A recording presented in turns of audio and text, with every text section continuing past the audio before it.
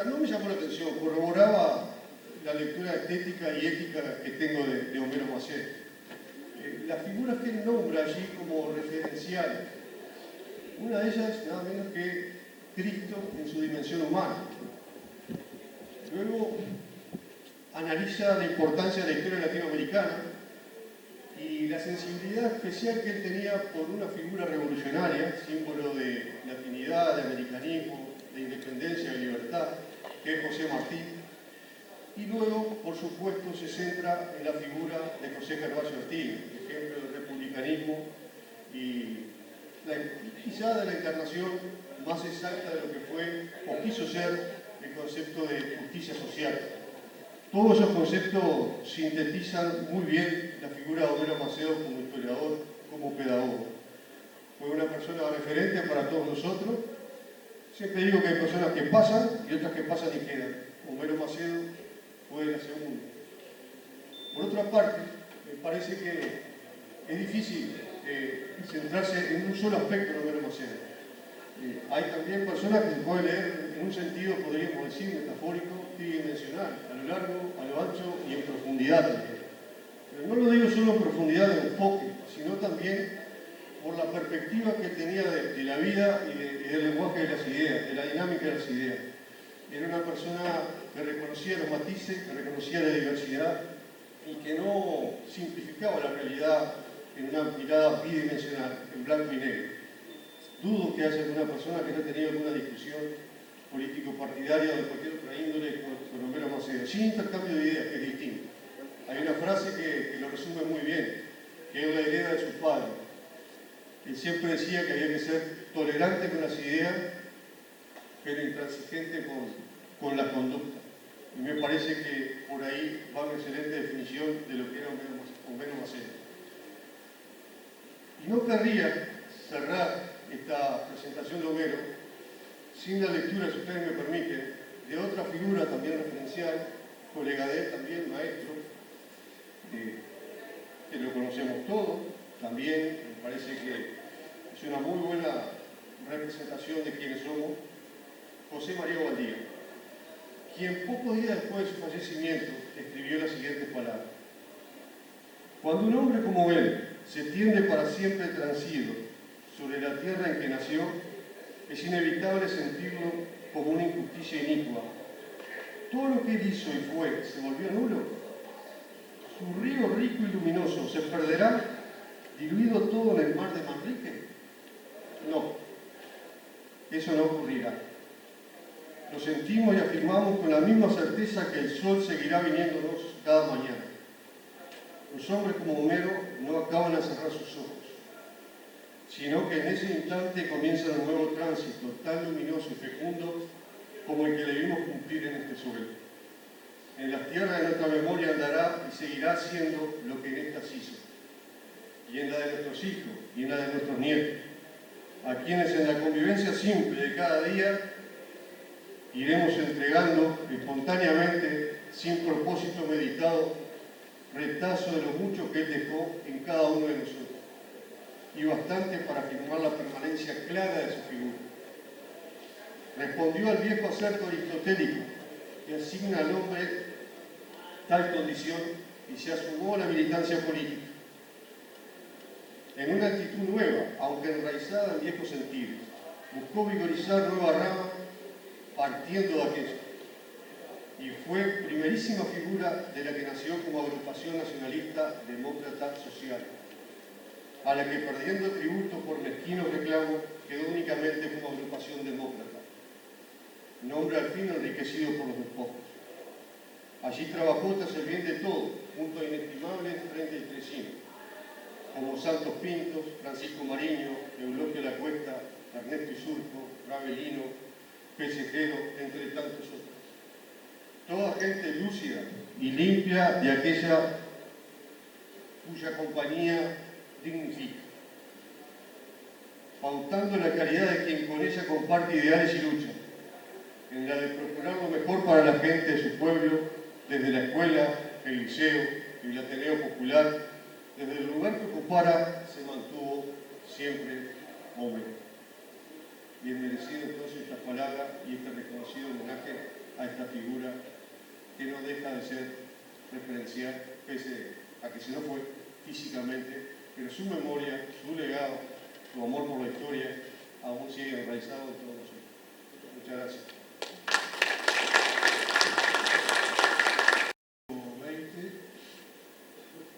Uno de los rescatadores de la historia del 33 a partir de su pasión por anotar y apuntar, que tradujo luego en un libro publicado en el 34 que se llama Datos, Apuntes y Recuerdos del 33. Pero no solamente eso, sino que fue un apasionado de la geografía, una persona que, a pesar de sus ocupaciones como abogado, como productor rural y en gran parte de su vida como comerciante cuando heredó a su padre,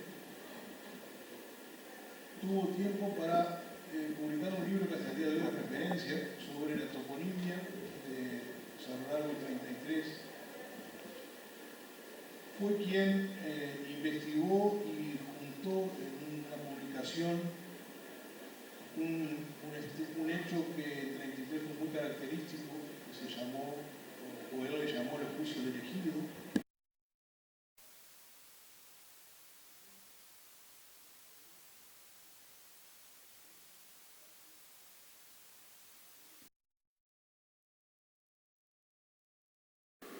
Y su otra pasión, además, fue la numismática. Fue el autor del primer libro de numismática realizado en Uruguay, que también hasta el día de hoy es referencia, y su colección privada, cuando falleció, fue el inicio del Museo de la Moneda, que existe hoy el Museo del Gaucho, la moneda de Montevideo. Pero no solamente eso, sino que fue un filántropo, actor en todos los temas de importancia que se trataron en 33 en su época. Falleció sin hijos y en su testamento, entre otras cosas, donó una de sus estancias para el Estado, 300 y algunas hectáreas de memoria para la constitución de la Quebrada de los Cuervos, la constitución documental, ¿no?, de la Quebrada de los Cuervos, que ya estaba hecha, por supuesto, y el resto a salud pública, y el resto de su estancia, que luego fue transferida a las Fuerzas Armadas en época de la dictadura. Oliveres no hubo en su época ningún proyecto del cual estuviera ajeno. Desde la primera exposición feria, el puente nuevo, que en estos momentos es el puente chico que pasa sobre el Olimar, la promoción de la forestación, absolutamente todo pasaba por la Constitución del Centro de Progreso, que es una de las instituciones más viejas de 33, de 1902, 120 años. Pero además eso fue un filántropo, una persona a la que nadie que llegaba a su casa se iba con las manos vacías. Es tradicional y capaz que los más veteranos del 33 me pueden corroborar. Ya en época de los años 40, el paseo a su quinta a buscar fruta, una bolsa, una caja de verdura que él la regalaba, la vendía a los pudientes y se la regalaba al que no tenía. En fin, por su rescate histórico, por su personalidad, por su influencia en 33, es que decidimos nominar esta jornada con el nombre de Francisco Ariel Figueres, que además, como dato anecdótico, fue uno de los propietarios del lugar donde estamos hoy, del sitio físico donde estamos, donde está erigida la línea, y en la plazoleta que hay enfrente, ustedes pueden ver, hay un viejo aljibe, un árbol grande, creo que es un roble, y eso proviene de esa época. Y este sitio además tiene,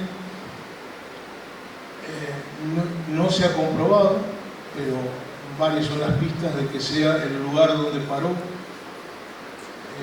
el presidente Giró en el año 1852 cuando venía de gira posterior a la guerra. Pero eso es anecdótico y no está comprobado.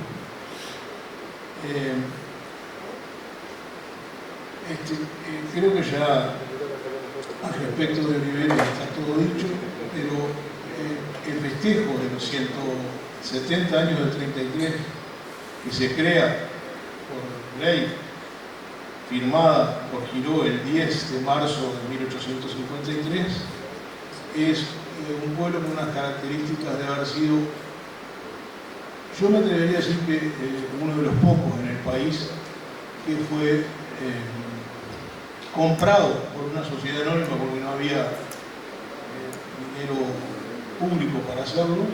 El terreno fue adquirido por una sociedad que se conformó para vender los terrenos y de esa manera cumplir con la ley de formar el pueblo.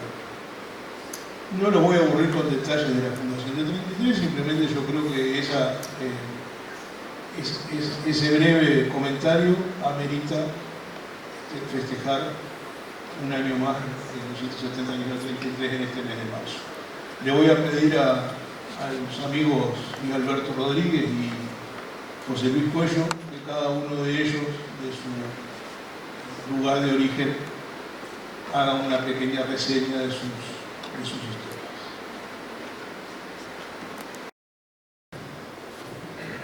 Me toca entonces hablar en este momento libremente de la Fundación de Santa Clara. Nosotros habíamos escrito algo, pero dado la tiranía del tiempo, como dicen, y gracias a que el amigo Pacheco nos ha sorprendido con esa imagen,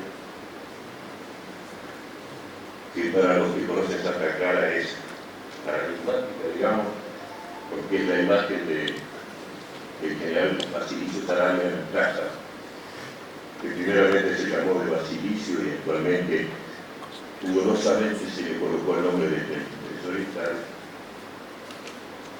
Más allá de mencionar rápidamente detalles de la fundación de Santa Clara, que cumplió hace unos días sus 145 años, vamos a referirnos un poco a la historia política, que es más interesante, nos parece a nosotros, de nuestro pueblo.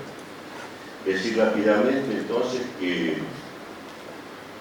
el pueblo de Santa Clara de Olimar fue fundado, fue un proceso fundacional realmente, pero tiene una fecha determinada que es el 7 de marzo de 1878, cuando el gobierno de la Torre entonces concede a don Modesto Polanco la autorización para amanzanar, para lotear terrenos en los alrededores de lo que entonces los vecinos llamaban las Tres Casas Blancas, que lo eran la posta de diligencias de los Enchanti, que ya venía de antes, también el comercio de los Cayaba, que ya está muy cerca en el actual barrio Centenario de Santa Clara,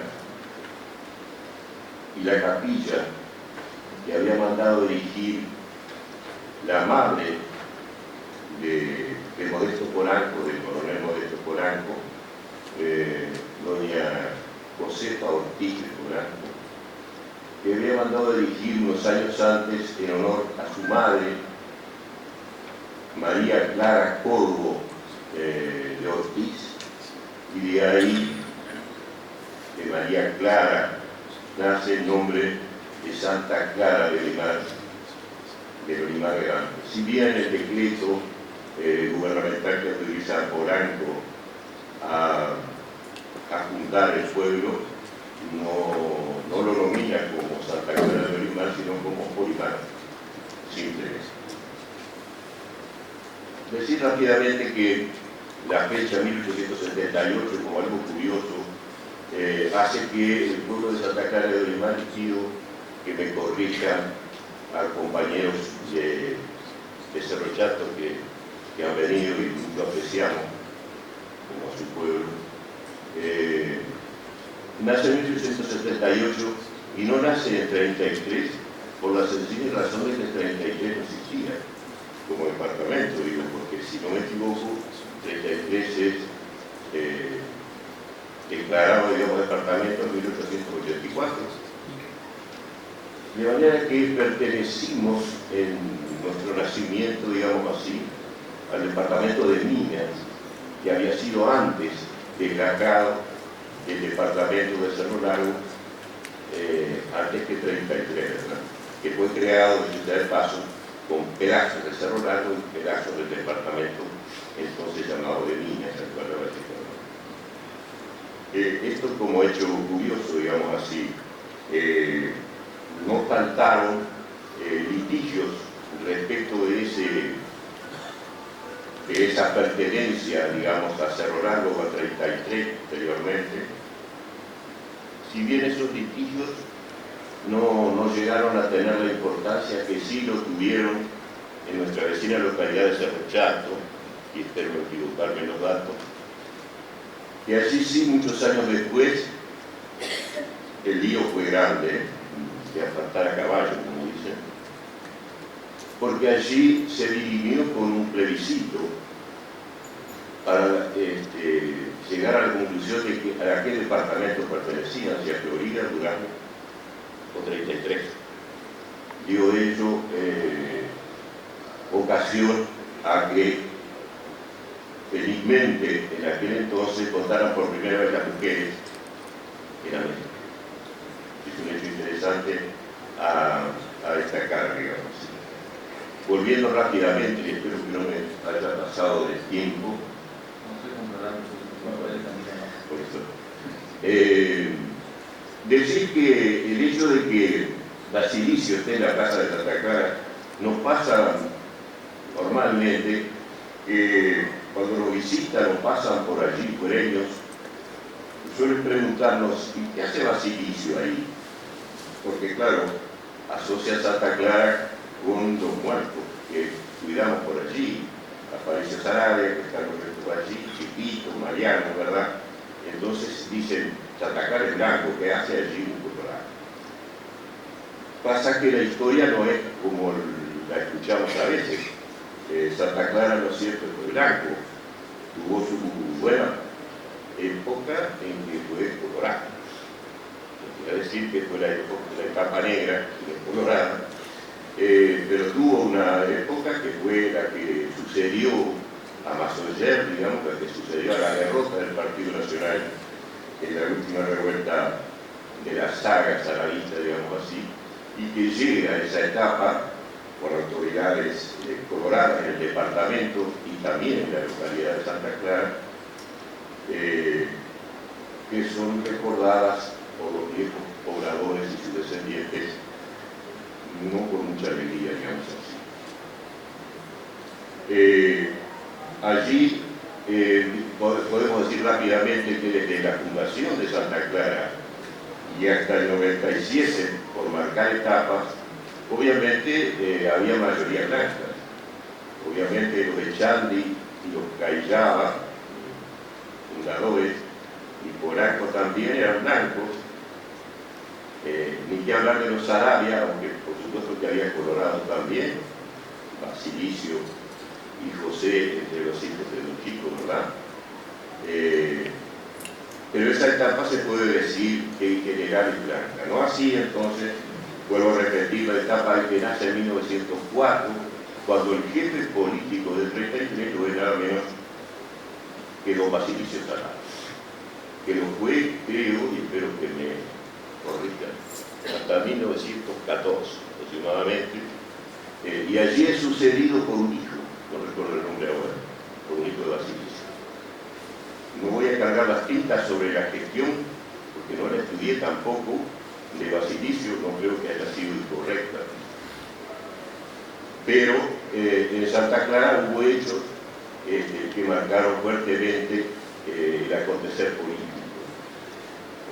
Tampoco vamos a dar detalles, por decirlo así, porque como decimos en campaña, hay ropa tendida, ¿verdad? De todas formas, mencionar sí que existe un librero, por no decir un libro, que se publicó allá por 1920, que se llama Los sucesos de Santa Clara, que no narra específicamente las cosas que sucedieron en Santa Clara en el año 1917, sino que simplemente transcribe una investigación administrativa o sumario que se le hizo al entonces comisario de Santa Clara por denuncias que había hecho en el Senado el doctor Luis Alberto Herrera.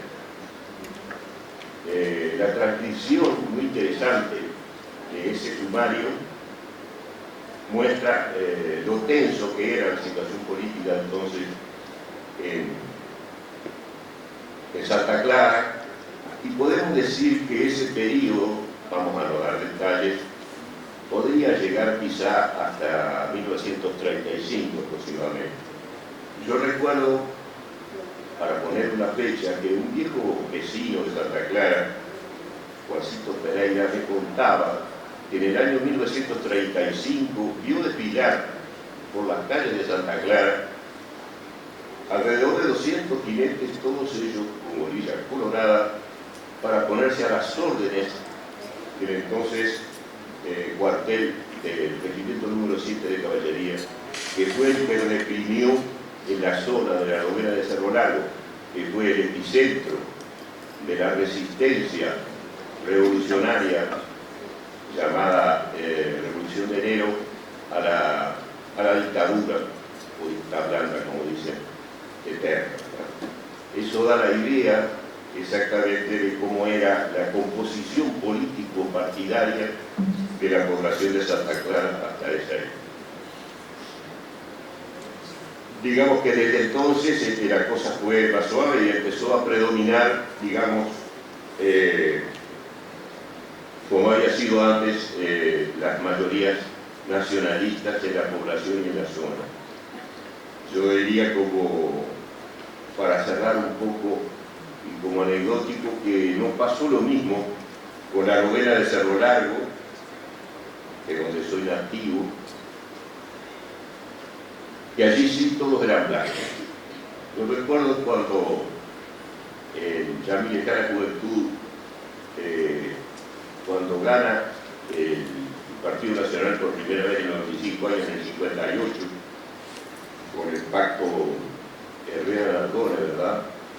Hasta aquel entonces, en la novena de Cerro Largo, para encontrar un colorado, lo más fácil era ir a la comisaría. Por una razón muy sencilla, porque los milicos eran todos colorados. Pero no había otro, y había una forma muy clara de saber si esos milicos habían votado el Partido Colorado. Porque si en un distrito había, por ejemplo, 100, y no había 7 milicos, y 7 milicos eran los que había, era claro que había uno por lo menos, algún blanco tapado, digamos así. Tal era el caso de la novena de Cerro Largo, y esto sirve, digamos, como dato anecdótico, pero no así en Santa Clara, y eso explica que de alguna manera ese monumento, que aún no lo dije, fue mandado a erigir por el hermano Basilicio, luego que salió de la cárcel, aunque la cárcel es sin decir porque lo pasó en el hospital militar. Entonces manda a erigir ese monumento y pagó, aparte de eso, toda la plaza que lo rodea, digamos así. Existen fotos de Santa Clara, lamentablemente no las he traído, de que muestran el momento en que es erigido ese monumento y las distintas etapas en que los arquitectos montan ese hermoso monumento de puente que encargaron nuestro pueblo. Creo que con esto hago un resumen, espero que lo más eficaz y ecuánime posible. Muchas gracias.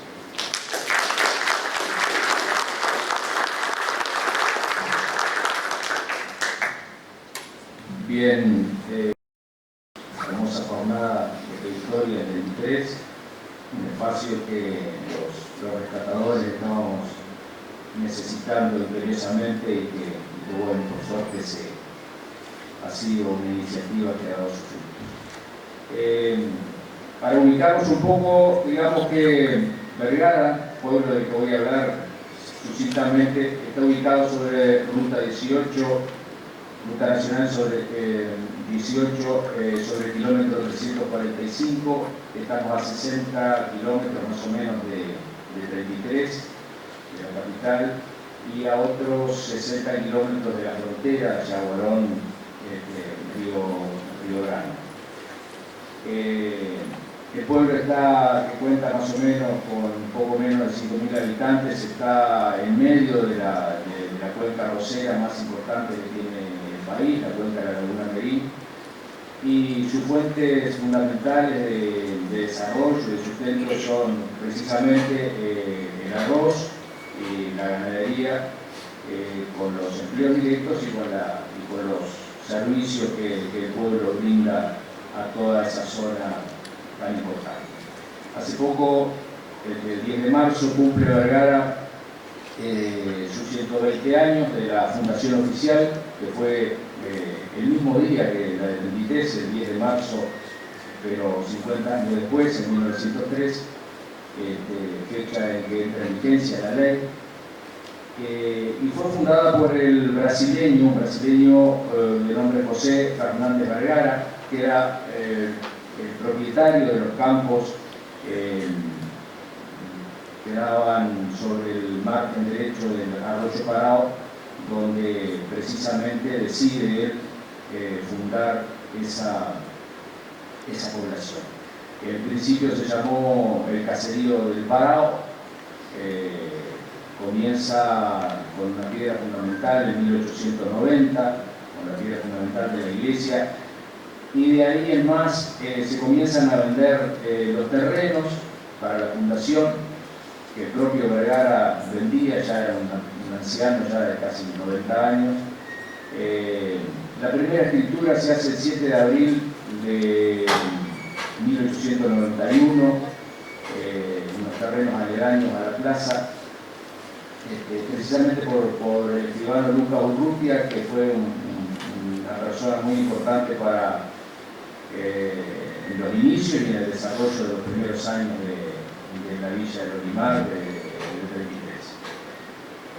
33. El caserío del Parao se empezó a formar explosivamente con gente que empezó a comprar terrenos en esas primeras ventas, y acudieron a él la gente de la campaña. La campaña estaba haciendo, había muy poca mano de obra, en virtud de que hacía poco se había extendido el alambrado, esa gente había quedado sin trabajo, los llamados pueblos ratas en la vuelta, en campaña, que pululaban sin ningún tipo de expectativa para la gente, y ahí en esa población que se estaba iniciando, esa familia muy humilde, cargada de niños, vio la posibilidad de la mano de obra, de la educación, de la salud, y allí se fue afincando de manera masiva. También concurrieron los estancieros que vivían en los aledaños, titulares de grandes extensiones de campo, donde también veían la posibilidad de allí de educar a su familia, de la salud, de las comunicaciones, el telégrafo, la diligencia que empezó a pasar, y tras esto empezaron también a poblarse o a aprovechar ese poblamiento los comerciantes, tanto de Nico Pérez, de Río Branco, de 33, fueron a establecer allí su comercio en los más diversos ramos, a los efectos de ya brindarle al pueblo esos servicios que eran fundamentales.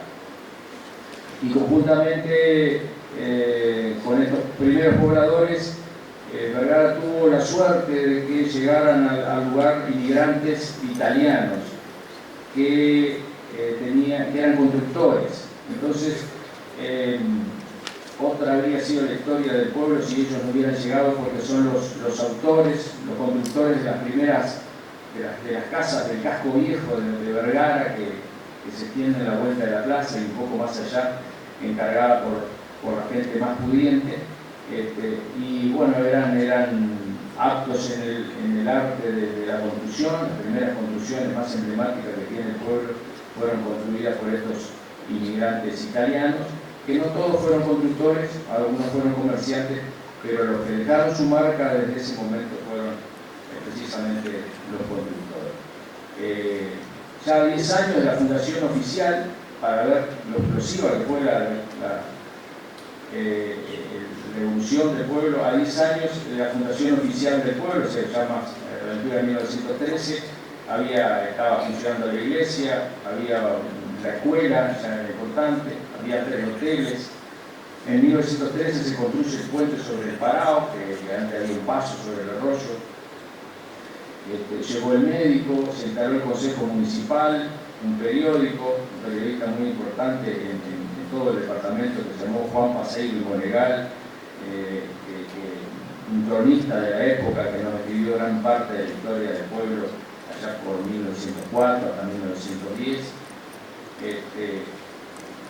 Bueno, y después todos los comercios, los expendios de bebidas, mercerías, herrerías, carnicerías, carpinterías, hornos de ladrillo, todos ellos empujando y brindando los servicios para que el pueblo se consolidara.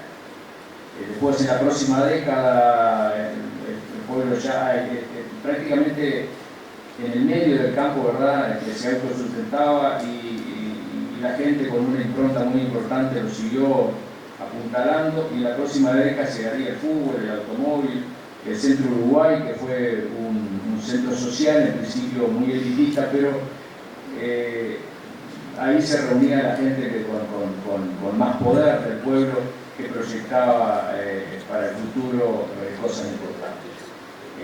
Llegó la luz eléctrica, el ferrocarril, la banda de música, y bueno, de ahí en más, después de esa primera etapa, el pueblo siguió su derrotero hasta cumplir sus 120 años, que son los que celebramos hace unos días. El mundo cambió mucho, el pueblo también cambió mucho. Si bien ahora estamos en una etapa similar a la que dice Larbanó Carrero en su canción de Bella Santa Marta, seguimos los rescatadores trabajando por mantener esas tradiciones, porque somos conscientes de que árbol sin raíces no aguanta parado ni un temporal. Gracias por el